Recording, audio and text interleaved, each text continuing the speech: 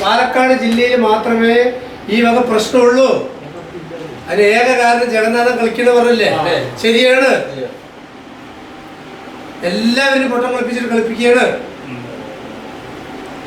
രഘുവട്ടൊന്നും ആരും പ്രാവശ്യം പിടിക്കും. അത് വേറെ കാര്യം.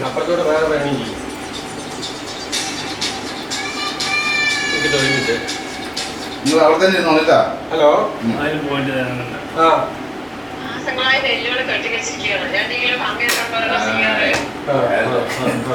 പിന്നെ ഉമ്മയുണ്ട്. ഉമ്മയും ഒന്നും കൊടുത്തിട്ടില്ല. ഞങ്ങളുടെ പാഠശാല സമിതി മണിപ്പാട മണ്ണാണ്. ആദ്യം മേരിമാതമില്ലായിരുന്നു പറഞ്ഞത്. എന്നിട്ട് ഞങ്ങൾ അവിടെ കംപ്ലൈന്റ് കൊടുത്തിട്ട് അവർ മില്ല് മാറ്റി കാലടിക്കാക്കിയിട്ട് ഇനി വന്നിട്ടില്ല എടുക്കാൻ. വെള്ളം നെല്ല് എടുക്കില്ല എന്നാണ് മേരിമാക്കാര്. അച്ചച്ചീട്ട് തന്നിട്ട് എത്ര ദിവസമായി? ഒരു മഞ്ഞച്ചീട്ട് തന്നു. അതെത്ര ദിവസമായി? മാർച്ച് 25 തന്നാണ്. ജനുവരി, ഫെബ്രുവരി, മാർച്ച് 25 തന്നു. മാർച്ച്, ഏപ്രിൽ ഇത്ര ദിവസമായിട്ട് എടുത്തിട്ടില്ല.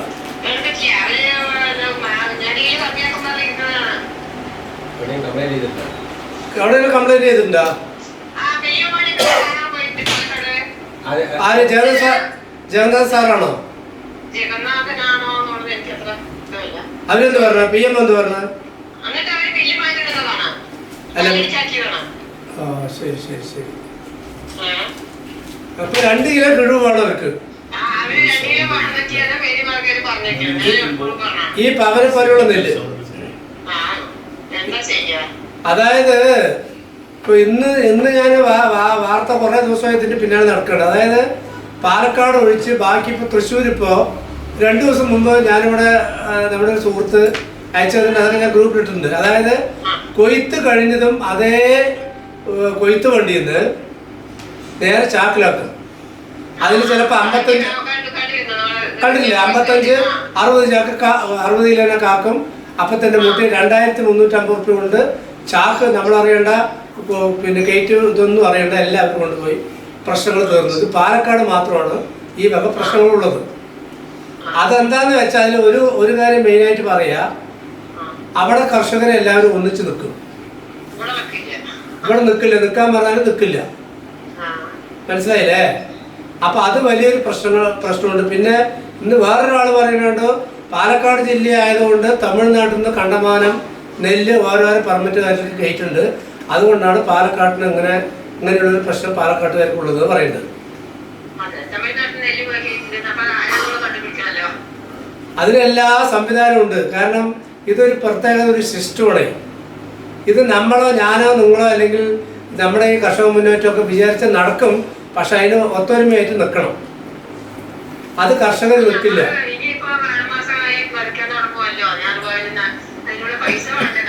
അതെ അതെ. പി എം എന്ത് പറഞ്ഞ 2 കിലോ കിഴവ് കൊടുക്കണമെന്ന് പറഞ്ഞ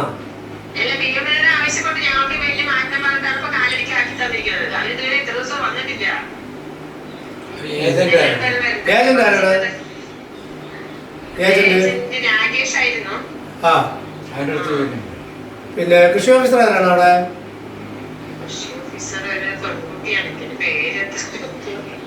അതൊക്കെ നമ്മൾ അറിയണം. എല്ലാം അറിഞ്ഞിട്ട് പാലക്കാട് പി എം എൻ്റെ അടുത്ത് വീണ്ടും പോകുക. പോയിട്ട് ഇങ്ങനെ 2 കിലോ പിടിക്കണം പറയണത്. എന്താ ഞങ്ങൾ ചെയ്യേണ്ടത്? ഒന്നുകൊല്ലം എടുത്തു തരി, അല്ലെങ്കിലോ ഞങ്ങൾ ഇവിടുന്ന് ഇതിലൊരു അറിവ് കിട്ടിയില്ല, ഞങ്ങൾ ഇവിടുന്ന് ഈ സപ്ലൈ ഓഫീസിൽ നിന്ന് ഇറങ്ങുകൊണ്ട് പറഞ്ഞിട്ട് നിങ്ങൾ എല്ലാവരും കൂടിയിട്ട് അവിടെ ഇരിക്കുക. അല്ല, ഇത് മൊത്തം ഒരാൾക്ക് മാത്രമല്ല, മൊത്തം വ്യാപകമായിട്ട് ഇതേ വിഷയമാണ് പോയിക്കൊണ്ടിരിക്കുന്നത്. പല വഴിയും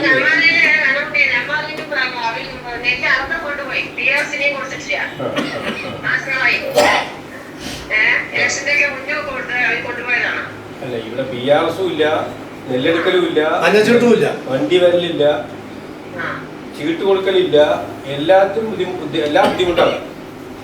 പക്ഷെ ഈ പാലക്കാട് ജില്ലയിൽ മാത്രമേ ഈ പ്രശ്നമുള്ളൂ. മറ്റു ജില്ലയിലൊന്നും, തൃശ്ശൂർ ജില്ലയിലോ മറ്റു ജില്ലയിലൊന്നും ഇതൊരു വിഷയമില്ല. ചീട്ടില്ല, ഇത്ര 2200 അങ്ങനെയൊന്നും ഇല്ല. അവിടെ എത്ര വേണമെങ്കിൽ എടുത്തിട്ട് പോകുന്നുണ്ട്. ചീട്ടും കൊടുത്തുകൊണ്ടിരിക്കുന്നുണ്ട്. അവിടെ ഡയറക്റ്റായിട്ട് നെല്ല് പിടിക്കുന്നുണ്ട്. നമ്മുടെ അവിടെ നല്ല രീതിയിൽ 17% മോശമായിട്ടുള്ള ഇനിയാണ് ഈ രീതിയിൽ കിഴിവുകളും പറയുന്നത്. അത് മൊത്തം പാലക്കാട് ജില്ലയിൽ മൊത്തം ഉണ്ട്. ഇതൊക്കെ ഇതിന്റെ പിന്നിൽ ഉദ്യോഗസ്ഥന്മാര് ശരിക്കും പറഞ്ഞാൽ മില്ലുകാരെ സപ്പോർട്ട് ചെയ്യണം. കർഷകന്റെ ഒപ്പം ഒരു ഭാഗത്ത് കൃഷിക്കാരന്റെ ഒപ്പം വൃത്തിയായി സംസാരിക്കും, മറ്റു ഭാഗത്ത് മില്ലുകാർക്കൊപ്പം നിൽക്കും. അത് സാമ്പത്തിക ലാഭം കണ്ടുകൊണ്ടാണ് ഇവിടുത്തെ ഉദ്യോഗസ്ഥന്മാർ നിന്നുകൊണ്ടിരിക്കുന്നത്. ഇതിന് പ്രതികരിക്കാൻ ഇവിടുത്തെ കർഷക സംഘടനകളും കർഷകരും ഒന്നും മണ്ടില്ല, ഒക്കെ മൗനമായിട്ട് നിൽക്കുകയാണ്. ഇതാണ് ഇതിന്റെ സത്യം. ഇതിനൊരു പ്രതികരണം ഉണ്ടാകണം, ഉണ്ടായേ പറ്റുള്ളൂ. നമ്മളുടെ ഒപ്പം ആരുമില്ല, ഉദ്യോഗസ്ഥരില്ല, രാഷ്ട്രീയ പാർട്ടികളില്ല, കർഷക സംഘടനകളടക്കം ഇതിന് കൃത്യമായ രീതിയിൽ പ്രതികരിക്കുന്നില്ല. മന്ത്രി പറയുന്നത് കൃഷി ചെയ്യേണ്ടതെന്നാണ്.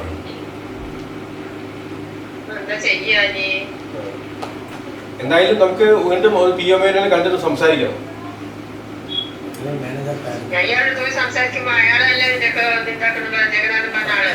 അതെ അതെ അതെ അതെ അതെ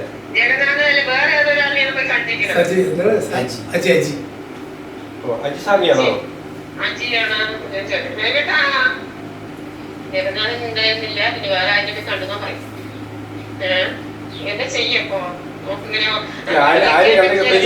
സെക്ഷനിൽ ആരാണ് ചോദിക്കണം. ഇവരൊക്കെ പോയിട്ടുണ്ട്, 2 പ്രാവശ്യം പോയി. 2 പ്രാവശ്യം പോയോ 1 പ്രാവശ്യം പോയപ്പോ കാണാണ്ട് അയാൾ അവിടെ അപ്ലിക്കേഷൻ എഴുതി വെച്ചിരിക്കുകയാണ്, കംപ്ലൈന്റ് എഴുതി വെച്ചിരിക്കുകയാണ്. കംപ്ലൈന്റ് എഴുതി വെച്ച് എന്നിട്ട് വന്നു. എന്നിട്ടാണ് മില്ല് മാറ്റി പറഞ്ഞിട്ട് കാലിടിക്കാക്കിന്ന് പറയണോ. അവരിതുവരെ വന്നിട്ടൊന്നുമില്ല, ഒത്തിരി പോയിരിക്കുന്നില്ലേ. അത് വെള്ളം എടുക്കില്ലെന്നല്ല പറയും. 2 കിലോ കമ്പിയായി എടുക്കുന്നു. എന്താ ചെയ്യാ നന്നായി ഉണക്കി വൃത്തിയാക്കി എന്താ ഈ വേനൽക്കാലത്ത് ഇങ്ങനെ പറഞ്ഞ മഴക്കാലത്ത് എന്തായിരിക്കും സ്ഥിതി? ശരി, എന്തായാലും നമുക്ക് നോക്കുക. ഈ നേരിട്ട് പോയി കണ്ടിട്ട് ഒന്ന് സംസാരിക്കണം. ഒന്നും കൂടി പോകണം. നമ്മളങ്ങനെ എന്താണ് ഒരു തീരുമാനം പറയണല്ലോ, നമുക്ക് ഒന്നും കൂടി പോകാം. ഞാൻ നമ്മുടെ ഒരു മീറ്റിംഗ് കൂടിക്കൊണ്ടിരിക്കുകയാണ്. ശരി ശരി ശരി ശരി. നേരിട്ട് എന്തായാലും ഒന്നും കൂടി പോകണം, എല്ലാവരും കൂടി ഒന്ന് പോകാം. ഓക്കെ. ഇനി ഞാൻ പറഞ്ഞ കാര്യം പറയട്ടെ. ഈ കന്നിമാര് 2 സീസണില് ഇതുപോലുള്ളവർ വിളിക്കും. ഒരു സമരത്തിന് വിളിച്ച ഒരു ജമ്മം വരില്ല. ആരും ആയിക്കോട്ടെ, വോട്ടിന്റെ കാര്യം വിടും. ഇതുപോലെയുള്ള ഒരുപാട് പരപ്പുഷ്ടം നടക്കാൻ വിളിക്കും. മനസ്സിലായില്ലേ? ഒന്നും ചെയ്ത് കൊടുക്കരുത്.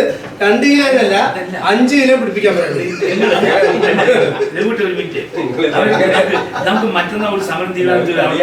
ഞാനൊരു കാര്യം പറയട്ടെ.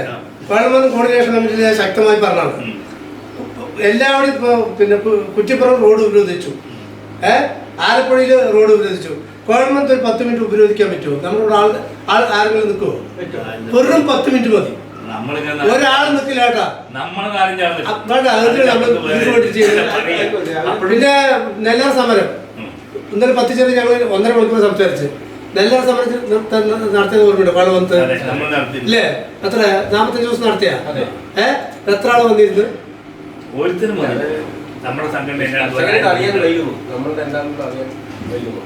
അല്ല, നടത്തിയിട്ട് എത്രയായി? പിന്നെ വിളിച്ചിട്ട് വന്നിട്ടില്ല. പിന്നെ ആർക്ക് ഈ പാലക്കാട്ടിലെ കർഷകർ ഞാൻ മിണ്ടാണ്ടിരിക്കും. ഇവര് പറയാം ഒന്നിക്കില്ല എന്ന്. 4-ാം തീയതി കഴിഞ്ഞാൽ അറിയാം. ഒരു 200 വോട്ട് ഓരോ പഞ്ചായത്തിൽ കിട്ടും നോക്കാൻ. എന്നാ പിന്നെ ആൾക്കാരുണ്ട് എന്തെങ്കിലും പറയാം. ചെയ്യില്ല കേട്ടാ. ഇത് അനുഭവം കൊണ്ട് പറയണത്. നമ്മള് കുറെ സമരപരിപാടി നടത്തിയിട്ട് കുറെ കാലം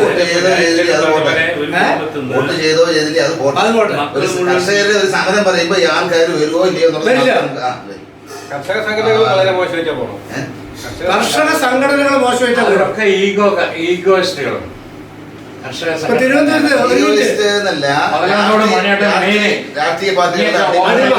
തിരുവനന്തപുരത്ത് പോയിട്ട് ഞങ്ങളെ കുറച്ച് ആൾക്കാർ മുദ്രാവാക്യം ഇപ്പോഴും ഞങ്ങളല്ലാണ്ട് ഒരൊറ്റ കുട്ടികൾ അവിടെ ഇല്ല.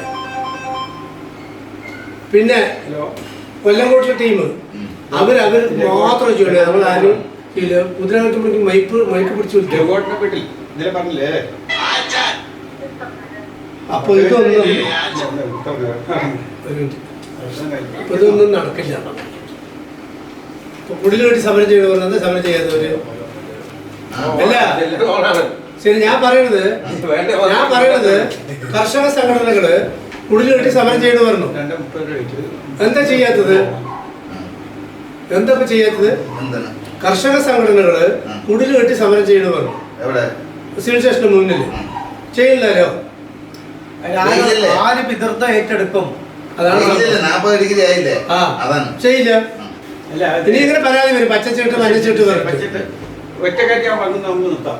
രഘുവായിട്ട് പറഞ്ഞ വ്യക്തിനെ എത്ര ഓടിയിട്ട് എത്ര പേരില്ലേ നമ്മൾ ആ സമരം ചെയ്തിട്ട് ആരെങ്കിലും വന്നാ ഒരു വോട്ട് ചോദിക്കാനോ ഒരു ഹെൽപ്പിനോ വന്നാ മുരളീധരൻ സാറ് എന്റെ അവിടുത്തെ പറ്റാ പാണ്ഡ്യ പ്രഭാകരൻ വന്നാ അല്ല ഇലക്ഷന്റെ കാര്യം പൊതുവെ നമ്മളിപ്പോ ഇലക്ഷന്റെ കാര്യവും ഇതുമായിട്ട് കൂട്ടിക്കൊള്ളില്ല. അത് നമ്മൾ പ്രതിഷേധം ചിലവർക്കൊന്നും നേരിട്ട് വന്ന് നമ്മളെ സഹായിക്കാൻ പറ്റില്ല. നേരിട്ട് വേണ്ട, മറ്റേ എന്താ പറയാ, പരസ്യമായിട്ടില്ലെങ്കിലും രഹസ്യമായിട്ടുണ്ടായിരുന്നു. എന്ത് ഇവിടുന്ന് പിന്മാറണം പറഞ്ഞു. പക്ഷെ അല്ല, പിന്നെ വേറെ കുറച്ച് ആൾക്കാര് നീ നിന്നല്ലോ, അല്ലല്ല നീ നിന്നല്ലോ അതിനൊരു ധൈര്യം വേണ്ടേ? ഞാൻ പറഞ്ഞു ഞങ്ങൾക്ക് കുറച്ച് ആൾക്കാരുണ്ട്, മനസ്സിലായില്ലേ? അപ്പോഴാണ് പാലക്കാട്ടിലെ കൃഷ്ണകുമാർ എന്ന ആൾക്കാർ വന്ന് ശോഭാ സുരേന്ദ്രനെ താർക്കാൻ വേണ്ടി നിർത്തിയതാണോ? ആ കൃഷ്ണകുമാർ വന്നോ? ഇല്ല, വന്നിട്ടില്ല. അവര് പ്രതിനിധികള് ഓഫീസിൽ വന്നവർ, ഓഫീസിൽ വന്നവർ. പിന്നെ CPM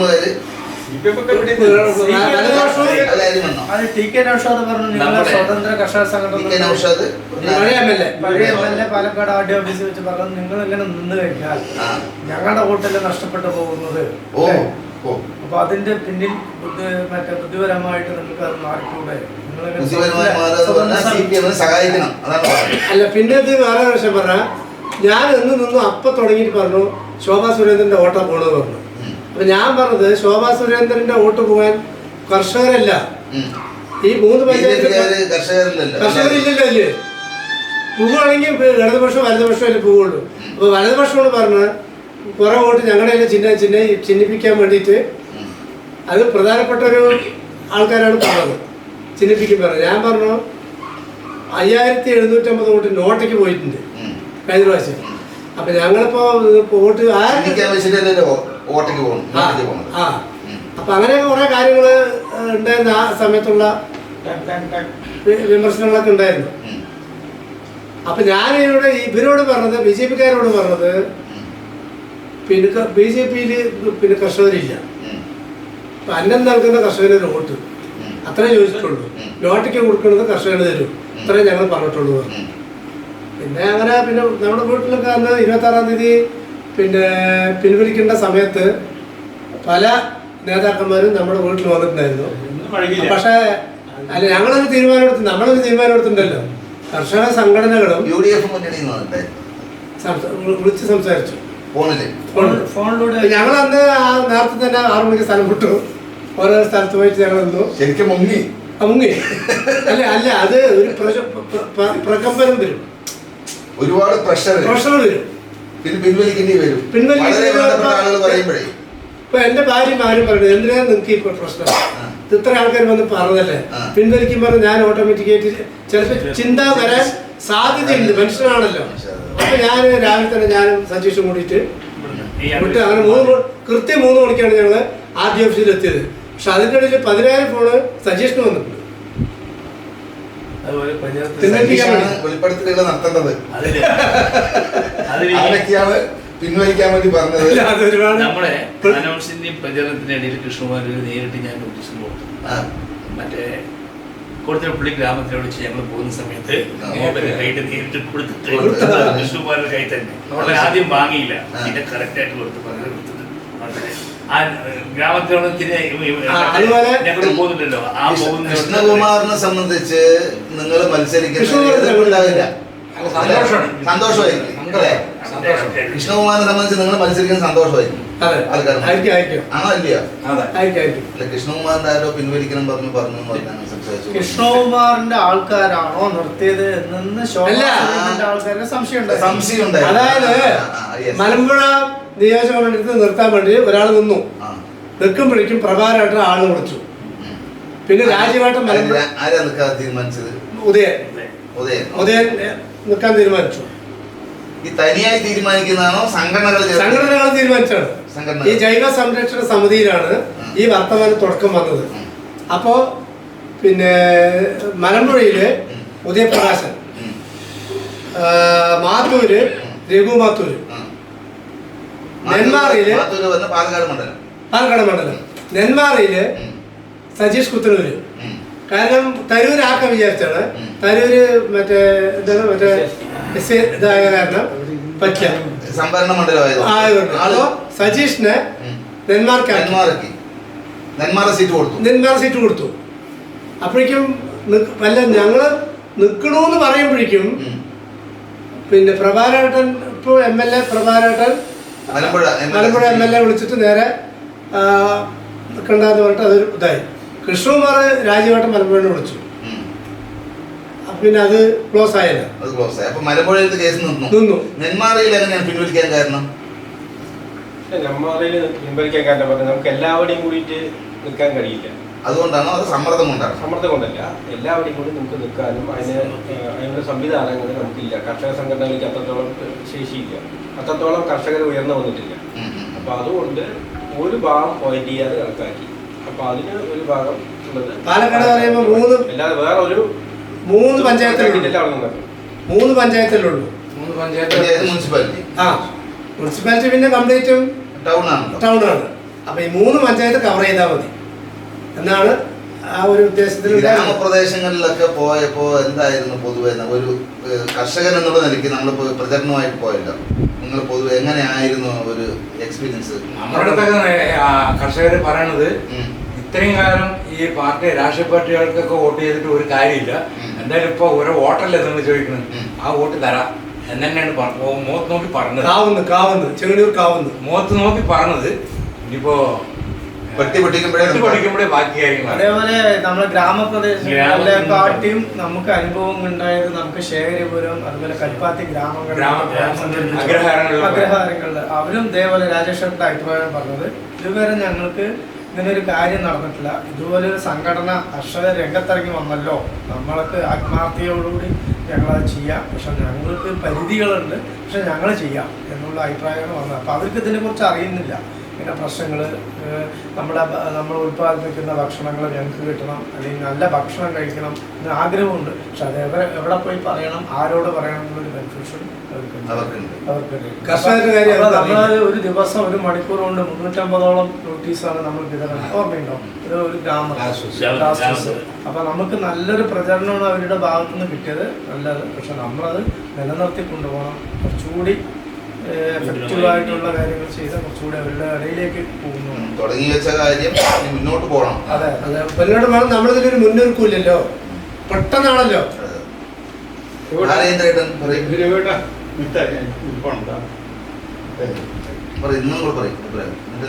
കാര്യം അങ്ങനെയാണ്. അപ്പൊ നമുക്ക് ഇത് എക്സ്പീരിയൻസ് എന്താ ഇലക്ഷനുമായി ബന്ധപ്പെട്ടത് എന്തായിരുന്നു? ഇപ്പൊ ഞങ്ങൾ ഇലക്ഷനുമായി ബന്ധപ്പെട്ട് നമ്മൾ കൂടുതലായിട്ടും ഇത് പൊതുപ്രചരണമായിട്ട് രംഗത്തിറങ്ങി.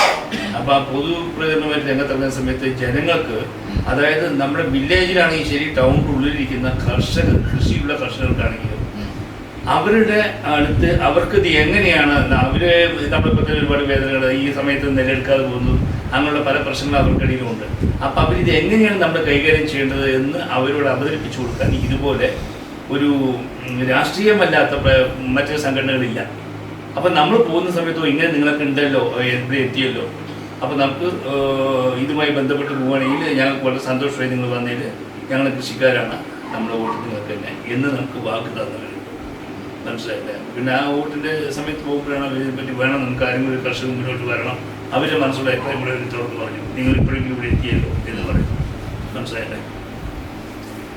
വേറെന്താണ് ഒരു തിക്തമായ അനുഭവങ്ങൾ? വേറെ എന്തായാലും നമ്മള് പറഞ്ഞില്ലേ, ഇപ്പൊ ഒരാളുടെ നെല്ലെടുക്കില്ല, നെല്ലെടുത്ത പണം കിട്ടിയില്ല, ഇതാ പറഞ്ഞു. ഇത് എന്താണ്, എങ്ങനെയാണ് ഇതിന്റെ ചെറിയ ചെറിയ കമ്പനി ആ സമയത്ത് വിളിക്കുള്ളൂ, ആ വിളിയോട് പണം കിട്ടാൻ മിണ്ടില്ല. അതിനൊന്നും ഒരു നമ്മുടെ ഇലക്ഷൻ സമയത്ത് നമുക്ക് ഉണ്ടായിട്ടുള്ള തിക്തമായ അനുഭവങ്ങൾ, അങ്ങനെ ബുദ്ധിമുട്ടായിട്ടുള്ള അനുഭവങ്ങളൊന്നും ഉണ്ടായിട്ടില്ല. എല്ലാവിടെ പോകുമ്പോഴും 100% എല്ലാവരും സഹകരിച്ചു എന്നുള്ളതാണ് സത്യം. മറ്റുള്ള രാഷ്ട്രീയ പാർട്ടികളെ മൊത്തം അവർക്ക് എതിരാണ്. അവർക്ക് നല്ല ഭക്ഷണം, നല്ല വായു, നല്ല ശുദ്ധമായ ജലം, ശുദ്ധമായ വെള്ളം, നല്ലൊരു കർഷകർ ഇടയിലേക്ക് ഇറങ്ങിച്ചെല്ലണമെന്ന് നല്ല ആഗ്രഹമുണ്ട്. പക്ഷെ അത് നമ്മൾ മുന്നോട്ട് പോകണം.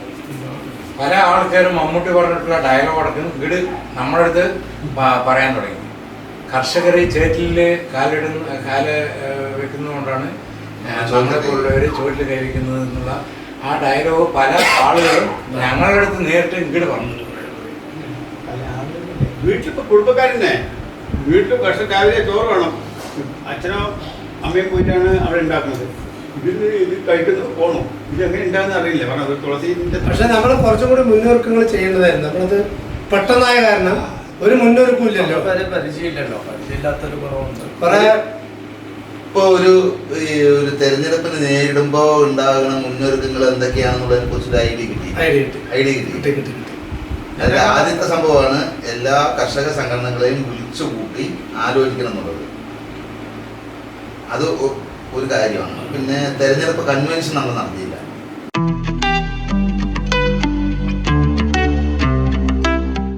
അല്ല, ഞങ്ങൾ പിന്നെ ഈ നോമിനേഷൻ കൊടുക്കുന്നതിന് മുമ്പ് ഞാൻ സജഷൻ കൂടിയിട്ട് ആദ്യം പോയത് കോഴമ്പലം കോർഡിനേഷൻ കമ്മിറ്റിക്കാണ്.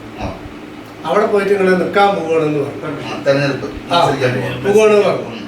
അപ്പൊ നമ്മൾ നോമിനേഷൻ ഒരു പേപ്പർ വർക്കും പോലും ചെയ്തിട്ടില്ല, നിൽക്കാം എന്നുള്ള ഒരു തത്വത്തിലൊരു ധാരണയായിട്ടുണ്ട് പറഞ്ഞു. തുടക്കത്തിൽ തന്നെ വേണ്ടെന്ന് മാത്രമല്ല പറഞ്ഞത്, ഒരുപാട് മനുഷ്യനെ വഷളാക്കുന്ന പോലെയുള്ളൊരു വർത്തമാനമായിരുന്നു അവിടെ നിന്ന് കിട്ടിയത്. അത് അവർ പറഞ്ഞതോടുകൂടി നമ്മൾ നിരുത്സാഹപ്പെട്ട് പോകും. പക്ഷെ നമ്മളത് ഇങ്ങനെ ആലോചിച്ചു, ഇതെന്താ ഇവർ പറയാ, അവർ രാഷ്ട്രീയക്കാരാണ്.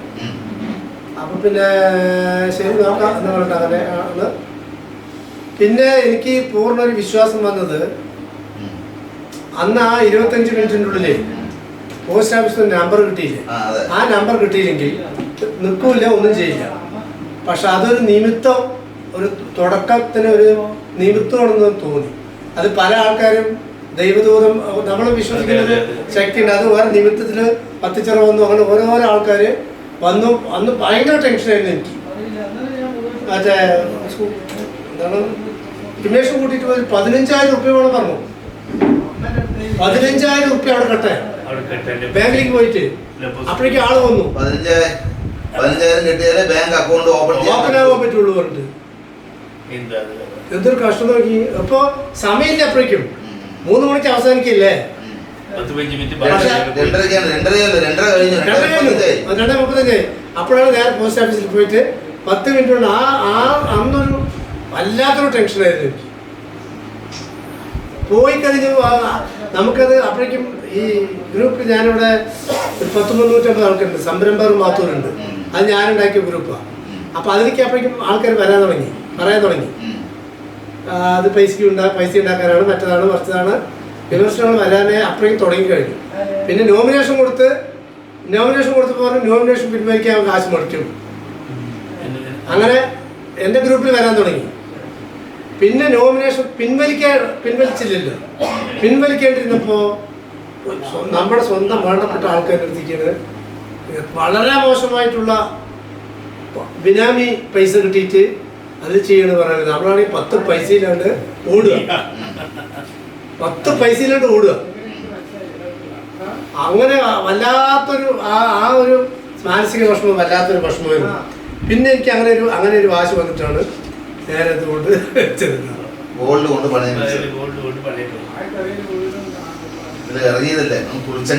അതന്നെ എന്താണെന്ന് അറിയണല്ലോ. അപ്പൊ ഇവര് പറഞ്ഞത് എന്ത് അല്ല, ഞാനിപ്പോഴും ചോദിക്കുന്നത് അറിയാത്തത്, എന്തുകൊണ്ട് നമുക്ക് കർഷകർക്ക് നിന്നുകൂടാ എന്നുള്ള ഒരു രാഷ്ട്രീയക്കാർക്ക് മാത്രം നിൽക്കാൻ പറ്റുള്ളൂ എന്നുള്ളൊരു എഗ്രിമെന്റ് ഉണ്ട് അതില്. കർഷകനായാലും ഒരു വ്യക്തിക്കായാലും നിൽക്കാനുള്ള അതിന്റെ അവകാശമാണല്ലോ. അവകാശമല്ലേ, അതിനെന്തിനാ പേടിക്കണേ അല്ലെങ്കിൽ ചോദ്യം ചെയ്യണത്?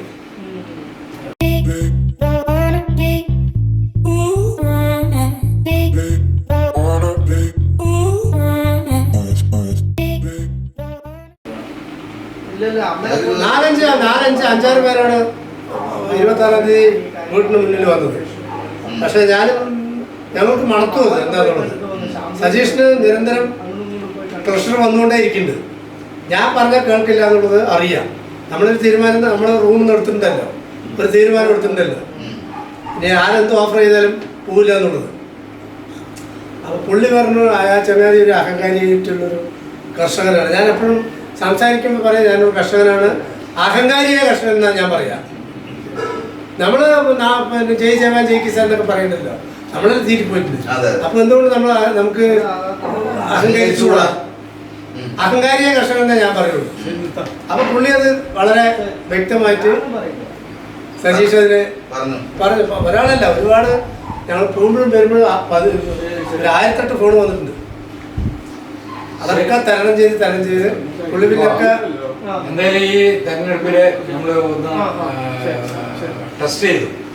അടുത്ത ഇനിയൊരു അല്ല, നമുക്ക് ഈ 3 പഞ്ചായത്തിലും കർഷകരുണ്ടല്ലോ. അല്ല, ഇവിടെ 2150 കർഷകരുണ്ട്. 2150 കർഷകരും 1000 ഹെക്ടറും 35 പാടശേഖരമുണ്ട്. എന്റെ പഞ്ചായത്തിനെ കുറിച്ച് എനിക്ക് വളരെ വ്യക്തമാണ്. ഈ 35 പാടശേഖര സമിതി സെക്രട്ടറിമാരെ എനിക്കറിയാം. എന്റെ പഞ്ചായത്തിനെ കുറിച്ച് എനിക്ക് ധാരണ വേണമല്ലോ. നമ്മളിപ്പോ അവര് ഇന്ന് സംസാരിച്ചത് പെരിയമ്പിലെ നെല്ല് എടുക്കുന്ന കാര്യം പറഞ്ഞ് നേരെ നെന്മാറയ്ക്ക് പോയി. നമ്മൾ നമ്മുടെ കാര്യം നോക്കുക. നെന്മാറയിൽ സാമർത്ഥ്യമുള്ള ആൾക്കാരുണ്ടാവും, അവർ കയറ്റി വിട്ടിട്ടുണ്ടാവും.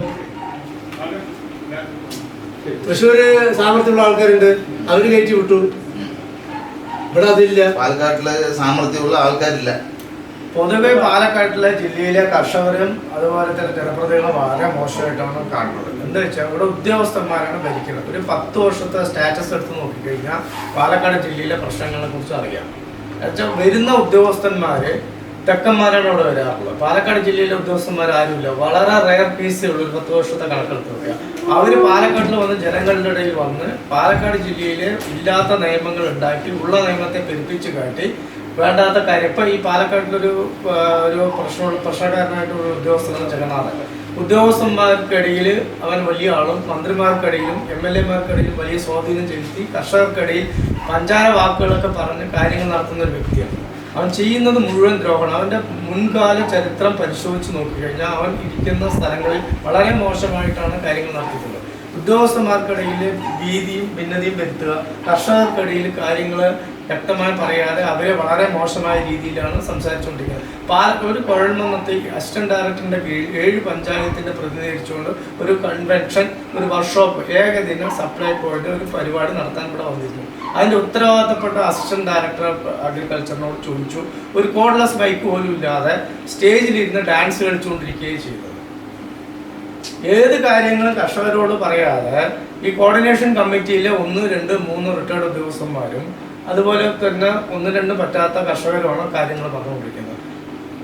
ഈ പറയുന്ന 7 പഞ്ചായത്തിലെ തദ്ദേശ സ്വയംഭരണ സ്ഥാപനത്തിലെ ഉദ്യോഗസ്ഥന്മാരുണ്ടായിരുന്നു, അഗ്രികൾച്ചർ ഓഫീസർമാരുണ്ടായിരുന്നു, പാടശേഖര സമിതി കൺവീനർ ഉണ്ടായിരുന്നു, കോപ്പറേറ്റീവ് സൊസൈറ്റിന്റെ പ്രസിഡന്റുമാരും സെക്രട്ടറിമാരുണ്ടായിരുന്നു. ഇവർക്കൊന്നും അഭിപ്രായങ്ങളില്ല. എല്ലാം ഒരു സൈഡിൽ നിന്നിട്ടാണ് പറഞ്ഞത്. ഞങ്ങൾ താഴത്തിരുന്ന ആൾക്കാർക്ക് ഒന്നും കിട്ടിയില്ല. പക്ഷെ നമുക്ക് അതിൽ വിരോധമില്ല. എല്ലാവർക്കും ഈക്വലായിട്ട് കൊടുക്കേണ്ട ഒരു കാര്യങ്ങളൊക്കെ പറയാൻ ഈ ഉദ്യോഗസ്ഥൻ ആണ് പാലക്കാട് ജില്ലയെ ഭരിച്ചുകൊണ്ടിരിക്കുന്നത്. ഈ മന്ത്രിയുടെ PA-നോടോ മന്ത്രിയുടെ ഓഫീസുമായി ബന്ധപ്പെട്ട് കാര്യങ്ങളോ ചർച്ച ചെയ്യുന്നത് മുഴുവനാണ്. അടിസ്ഥാനപരമായിട്ട് പാലക്കാട് ജില്ലയിൽ എന്താണ് പ്രശ്നം, കർഷകരുടെ പ്രശ്നം എന്താണെന്ന് മനസ്സിലാവുന്നില്ല. നമ്മളൊരു 5 വർഷം മുമ്പ് സജീഷ് അറിയാം, നമ്മുടെ തരൂർ പഞ്ചായത്തിന് ഒരു ലേഡി നമ്മൾ വിളിച്ച് പറഞ്ഞിട്ടുണ്ടായിരുന്നില്ലേ, നമ്മളത് കർഷക മുന്നേറ്റം നമ്മുടെ സംഘടനകൾ ഇടപെട്ടത് കൊണ്ട് ഇപ്പം അവിടെ ആ പ്രശ്നമില്ല. ഇപ്പം പെരുവുമ്പെന്ന് ഒരു കർഷകയെ വിളിച്ചിട്ടുണ്ടായിരുന്നു. എന്തുകൊണ്ടാണ് പാലക്കാട് നമ്മൾ ഈ രജിസ്ട്രേഷനുമായി ബന്ധപ്പെട്ട് രജിസ്ട്രേഷൻ ചെയ്യുന്ന സമയത്ത് വെള്ളം നെല്ലാണോ മട്ടൻ നെല്ലാണോ പ്രത്യേകം ചോദിക്കുന്നുണ്ട്. അപ്പോൾ അവർ പറയുന്ന കർഷകർ പറയുന്നത് നമ്മൾ അംഗീകരിക്കുകയും മില്ലുകാർ ഇതിൻ്റെ കാര്യം മില്ലുമായിട്ട് ബന്ധപ്പെട്ട് ചോദിച്ചപ്പോൾ പറയുന്നത് വെള്ള നെല്ല് പറയുന്നത് AST എന്നൊരു വിത്തിനുണ്ടായിരുന്നു പാലക്കാടും പ്രദേശങ്ങളിൽ. അതിപ്പോൾ ഇല്ല.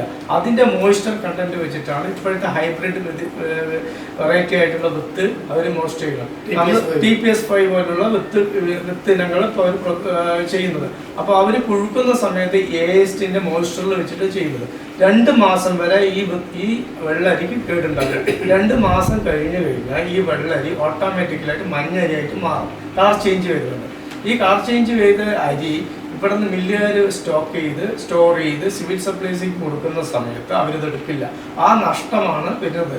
ഓങ്ങല്ലൂർ, പട്ടാമ്പി പോലുള്ള പ്രദേശങ്ങളിൽ കഴിഞ്ഞ 2 വർഷമായിട്ട് ഇത് സംഭവിച്ചു. ഈ പ്രശ്നം നേരിട്ടത് കൊണ്ടാണ് ഇതിനെ അവർ ഒഴിവാക്കുന്നതാണെന്നാണ് നമ്മുടെ സീനിയർ ആയിട്ടുള്ള സപ്ലൈ ഓഫീസിൻ്റെ ഉദ്യോഗസ്ഥന്മാർ നമുക്ക് പറഞ്ഞു തന്നത്. അപ്പോൾ നമ്മളത് അംഗീകരിക്കുകയും വേണം. AST വരെ നെല്ല് വിത്തിട്ടുണ്ടെങ്കിൽ ASTക്ക് ഇത് പ്രശ്നമില്ല. ഈ മില്ല് അതിൻ്റെ മോയ്സ്ചർ അനുസരിച്ച് അത് കൊടുക്കും. ആ നെല്ല് 6 മാസം വരെ സ്റ്റോക്ക് ചെയ്യുക, ഒരു പ്രശ്നവുമില്ല. അപ്പോൾ അതുകൊണ്ടാണ് ഈ വെള്ളം നെല്ല് പാലക്കാട് ജില്ലയിൽ എടുക്കാൻ അവർ പഠിക്കുന്നത്. അതൊരു വിഷയമാണ് പറയുന്നത്. പക്ഷേ ഇപ്പോഴത്തെ പ്രശ്നം അങ്ങനെയല്ല. ഈ ഉദ്യോഗസ്ഥന്മാരും സിവിൽ സപ്ലൈസിൻ്റെ ഉദ്യോഗസ്ഥന്മാരും നെല്ല് ഏജന്റുമാരും മില്ലുകാരും തമ്മിലുള്ള പ്രശ്നം കൊണ്ടാണ് പാലക്കാട് ജില്ലയിലേക്ക് പ്രശ്നം കൊണ്ട് അവരുടെ ഒത്തുകളി കൊണ്ടാണ്, പൊളിറ്റിക്കൽ പാർട്ടിക്കാരുടെ ഒത്തുകളി കൊണ്ടാണ് പാലക്കാട്ടിലേക്ക് വണ്ടികൾ വരുന്നില്ല. വണ്ടികൾ വന്നാൽ കയറാൻ പോകുന്നതെല്ലാം ബുദ്ധിമുട്ടാണ്. ഇപ്പോൾ നമ്മുടെ ഈ സീസൺ ചൂട് പാലക്കാട്ട് 40% ചൂടായതുകൊണ്ട് ലോഡിംഗ് 11 മണി വരെ ഒരു പോയിന്റിൽ നിന്ന് എടുക്കുന്നുള്ളൂ. അപ്പോൾ വലിയ പ്രശ്നങ്ങൾ തന്നെയാണ്. പിന്നെ മറ്റു സ്റ്റേറ്റിൽ ഇപ്പോൾ നെല്ല് സംഭരണം കൊയ്ത്ത് ആരംഭിച്ചു. അതുകൊണ്ട് പാലക്കാട്ടിലുള്ള നെല്ല് അവരെടുക്കാൻ മടിക്കുന്നത് കൊണ്ട് അവർക്ക് ക്രെഡിറ്റ് വ്യവസ്ഥയിൽ 2 മാസം 3 മാസം ക്രെഡിറ്റിൽ കൊണ്ട് കൊടുക്കുന്നുണ്ട്. പക്ഷേ ഇവിടുത്തെ നെല്ലാണ് പാലക്കാടൻ മട്ട പറയുമ്പോഴാണ് ബ്രാൻഡഡ് മട്ടയായിട്ട് വരുന്നത്.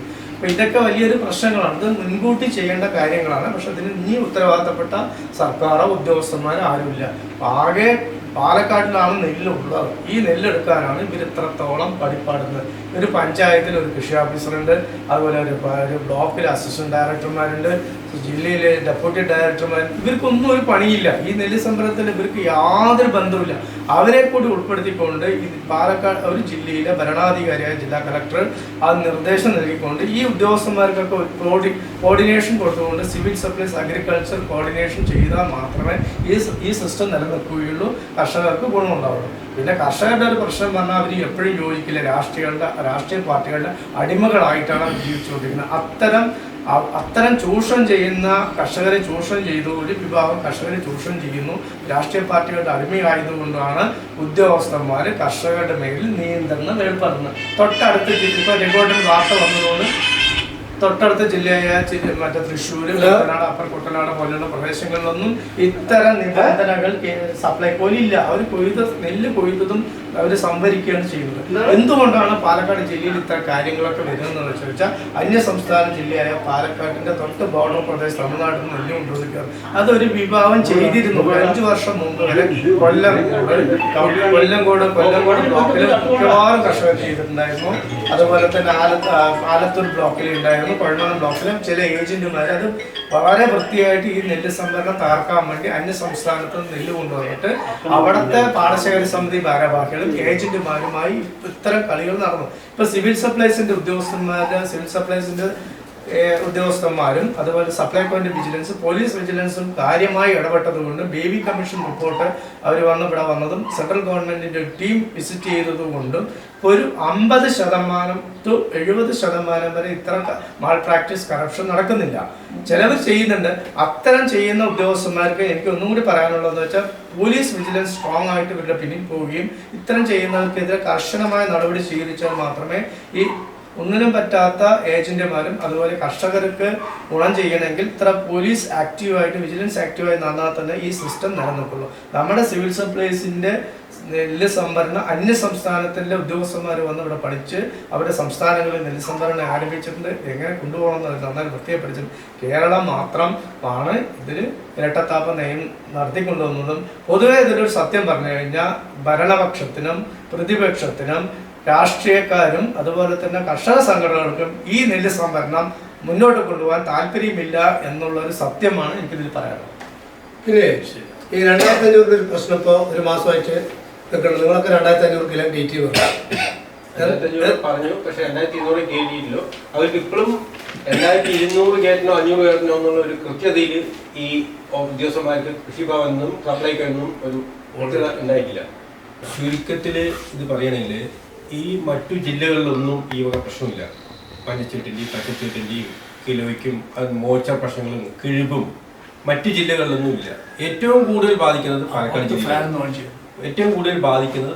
ജില്ലയിലാണ്. ഈ പാലക്കാട് ജില്ലയിലെ കർഷക സംഘടനകൾ കുറച്ചുകൂടി സജീവമായി നിൽക്കണം. അല്ലാതെ എന്താണെന്ന് വെച്ചാൽ ഇത് ചൂഷണം വളരെ വളരെ മോശമായി തരത്തിൽ ഈ ഒന്നാമത്തെ സീസണിൽ ഇതിൽ വെച്ച് ഭീകരമായിരിക്കുന്നതിൽ യാതൊരു സംശയമില്ല. എനിക്ക് പറയാനുള്ളതെന്നുള്ളൂ, ഉദ്യോഗസ്ഥന്മാരും കർഷകർക്ക് കാണുമ്പോഴൊക്കെ കർഷക പക്ഷം നിൽക്കും. അത് കഴിഞ്ഞ് കഴിഞ്ഞാൽ മറുഭാഗത്ത് ഇവിടുത്തെ മില്ലുകാർക്കൊപ്പമാണ് ഇവിടുത്തെ ഉദ്യോഗസ്ഥന്മാർ നിൽക്കുന്നത്. കൃഷി ഉദ്യോഗസ്ഥന്മാരാണെങ്കിൽ ഫീൽഡ് ഉദ്യോഗസ്ഥന്മാരുടെയൊക്കെ ഒരു അപാകത ഒരുപാടുണ്ട്. അവർക്കൊന്നും സജീവമായിട്ടുള്ള ഇടപെടലുകൾ കർഷകന്റെ ഭാഗത്തു നിന്ന് ഒരുപാട് ബുദ്ധിമുട്ടുകളുണ്ടായിരുന്നു. ഇതൊന്നും അവർക്ക് കൃത്യമായിട്ടുള്ള ഇടപെടലുകൾ ഒരുപാട് കുറവാണ്. മില്ലുകാർക്കാണെങ്കിൽ നെല്ല് കണ്ടമാനം നിറഞ്ഞു. ഇനിയിപ്പോൾ അത് എങ്ങനെയെങ്കിലും ഏത് തരത്തിൽ അവർക്ക് നിയന്ത്രിക്കുന്നത് മില്ലുകാർക്കടക്കം അറിയില്ല. ചുരുക്കത്തിൽ പറഞ്ഞു വെച്ചാൽ ഈ നെല്ല് സംഭരണം കഴിഞ്ഞെങ്കിൽ ഇനി ഏകദേശം ഇനിയും ഒരു 2 മാസമൊക്കെ കഴിയും ഇത് പൂർത്തിയായിരിക്കും. പൈസ എപ്പോൾ കിട്ടുമെന്നൊന്ന് ഒരാൾക്കും ഒരു നിശ്ചയമില്ലാത്ത തരത്തിലാണ് ഇത് നടക്കാൻ പോകുന്നത്. ബാക്കിയുള്ള മിച്ചമുള്ള ഒരുപാട് ബാലൻസ് നെല്ല് 23 ഉറുപ്പിക്കും വിറ്റ് വഴിയെന്നുള്ളതിൽ ഒരു സംശയമില്ല.